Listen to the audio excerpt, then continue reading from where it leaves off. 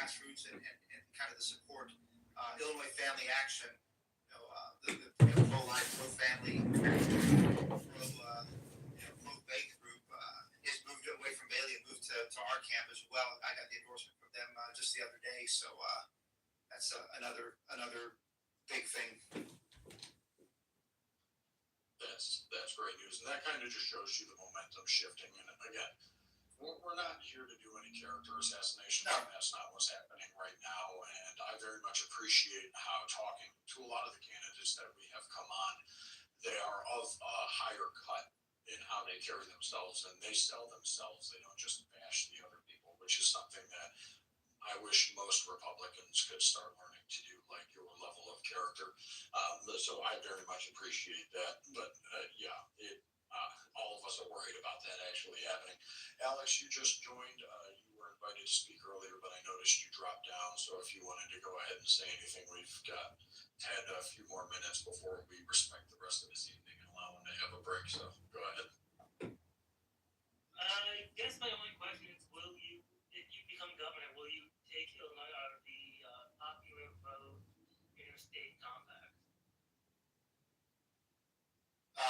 I'm not sure. What was? I didn't understand the question.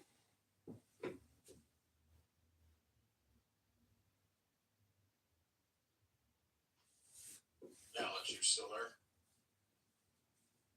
Yeah, I'm still here. Very recently, once Vandenberg in Virginia became the governor, one of the first things she did was add Virginia in this coalition called the Popular Vote Interstate Compact. I know Illinois was added on for about 10 years ago. The main objective would be if the popular vote didn't match the electoral college vote, all the electors of all the states in the compact would just side with them, whoever's the popular vote. If you become the governor, would you pull Illinois out of it? Yeah, we definitely want to preserve the electoral college. We don't want to have a country that's determining everything by the votes of Chicago and New York City and a few places. So absolutely, we protect the electoral college.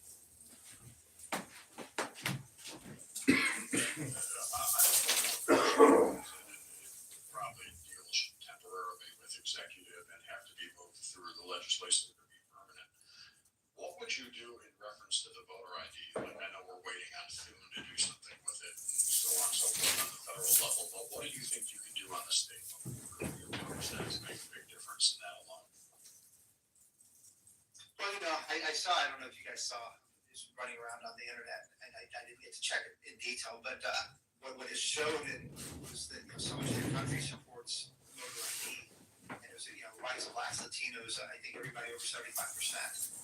It's a common sense thing. It's a no-brainer. It's just one of those things where we have to just lobby the heck out of it and make that common sense persuadable argument to the legislature. Of course, it might be opposed by those who don't want to see cleaner elections. I mean, this is clearly a thing that gets you to cleaner elections and less fraud. And I would imagine that the Republicans are all going to support it, and Democrats are sadly going to oppose it. So it just becomes again a big exposure campaign and a big fight campaign, and we try to figure out how to do it from an executive perspective. I would imagine that the courts will step in and all that, and it's just one of the many battles we have to have. But I still like to think that the moral case is on our side and all that, and eventually we win these arguments. But by the way, I think everything, nothing I think is easy. I think my governorship the first 4 years really is another 4-year campaign, trying to persuade people to join us and trying to persuade people to kick out many of the Democrats in the legislature who won't support reform. So it's really, this is all an 8-year work. The next 4 years have to be a campaign and see if we can, regain some of the power in the state house so that we can then pass some of these laws, because everything we talk about is we know is going to be hard work, and I mean that's the reality. As you just said, that's very realistic.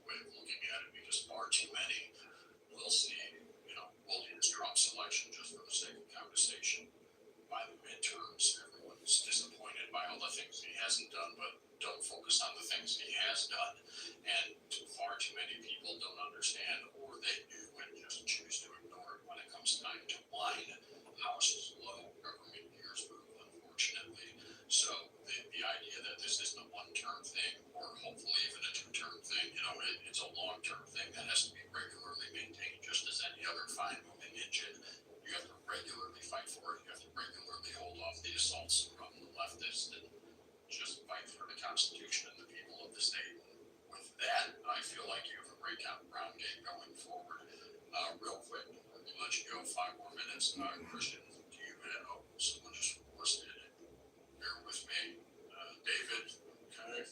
All right, and David, before we let him go, I'll let you be the final question before we let him bow out. Are you letting me go? Okay. Hello. Yeah, hi, can you hear me? Cut? David, then Christian. Dave, go ahead. Oh, you can hear me, okay, I'm in my car, so I'm navigating through technology. Hey, Ted, good to hear from you. Hello? Yes, can you hear me, guys? Yes. Okay, great. So, a couple questions. What do you think you're doing in your campaign differently than your opponents to mobilize voters to come on over, Dems, independents, never Trumpers, people that don't register, they hate both sides, and Republicans to show up in big force?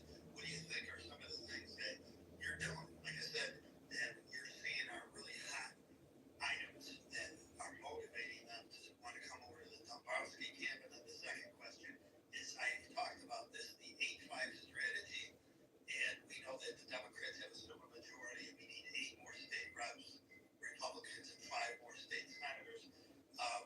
Is that something that you would add on to your campaign to show leadership? Because I believe a lot of the voters are looking for somebody to lead us out of this nightmare. Well, I certainly, one of the things that excited me, and the sad part is we got to go through primaries. So you asked about, trying to get independence and all that. Here, let me think about the order I want to answer this. All right, so let me tell you first of all what I'm doing. It's been fun, and I mentioned it earlier, but first of all, we have a primary, and we know who votes in primaries. We pretty much know exactly who votes in primaries because we'll get the people who voted 3 out of the last 3 times, and they'll be back. We'll get 725,000 votes. Some of them who voted 2 out of the last 3. So, and we know who they are. They're pretty conservative. From everything I see when I travel across the state, the primary is a conservative vote. So, it's hard to think about getting too many independents and others who are not regular voters coming out. Certainly with the limited money that we have in the campaigns right now in this primary, we're not going to get a whole slew of new voters. So that would be, I think, I think the whole goal for us in the primary is to get those who vote out to vote for us. Now that said, I also want to make sure that people understand I'm running a campaign that can win the general. And that's why I've been going to speak to the Hispanics. If you guys go to here on X, you'll see I've been speaking to the evangelical churches. I did a radio interview with the evangelical Hispanic churches, but not just them. The Filipinos, the Romanians, the Syrians. As I mentioned before, there's a whole group of people hungry for change, and they're looking for somebody who understands, I guess, the ethnic, the kind of the immigrant, that desire for the true conservative values that they came here for. They fled. The Assyrians fled. They fled their persecution, and the same thing for the Romanians and many others. They want to get back to freedom that they came here for. So that's been fun. I was with Will Wilson the other day. We did a Facebook Live. So I've been talking to Willie and trying to make sure that we understand the Black community, their needs, and certainly they're upset about illegal immigration. And so I think that what's interesting is really building that coalition that's different. And so that's that. Your second point, I lost it. Yeah, they get 5 strategies, so 8 more state reps. Oh, yeah. I'm excited for that, and certainly getting through the primary. think that my work that I've done at WirePoints is exactly that. Is showing the path for how we message. Right. It's always been a data-centric, reasonable, logical, persuading message with a moral case behind it. And so, I would love to help everybody up and down the ballot if I can. I mean, that's I think what I bring to the table more than my competitors. I've been doing this for a long time. I've been working with the legislature. I've been working with any legislator who wants to do reform-oriented policy. I've been there for them.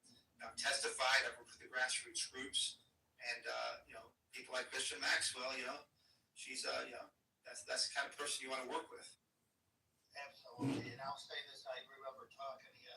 You may or may not remember. It's been a long time because you've been on the trail. Maybe 8 months ago.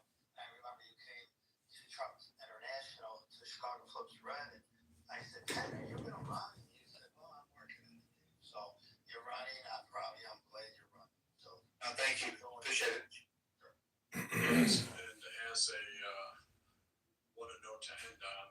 Good timing with Christian coming up, and you mentioning her, one of our favorites. If we're going to be a little bit biased, one of our own that's really come up through this and just a rising star that we wish would get more recognition from the state GOP.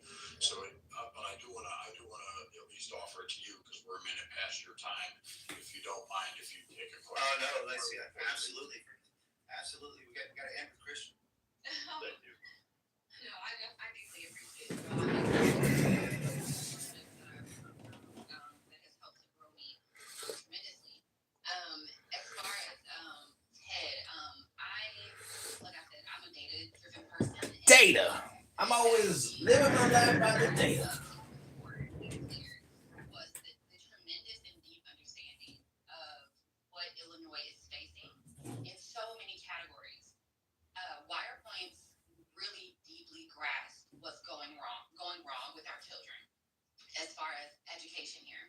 I truly think that as people are evaluating who's vote for in the primaries, and I'm not going to sway anybody or anything of that nature, but I know that the thing that I'm looking for is someone who grasps what exactly is happening in these schools and what do we need to be advocating for.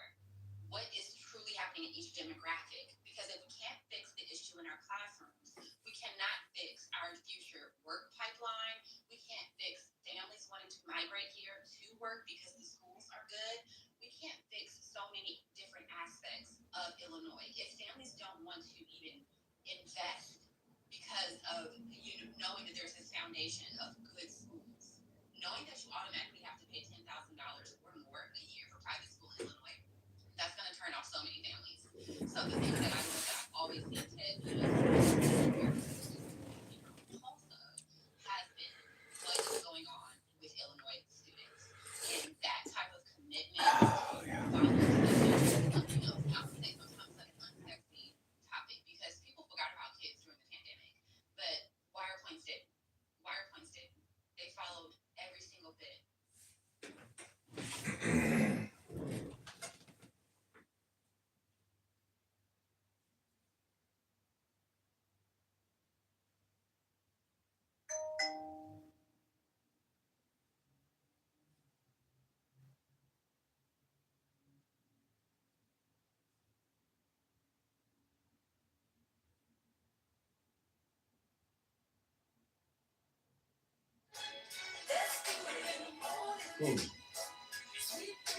Who? You? Hello? Patricia Crenshaw said I'm an ignorant ass motherfucker. Motherfucker. Ignorant ass.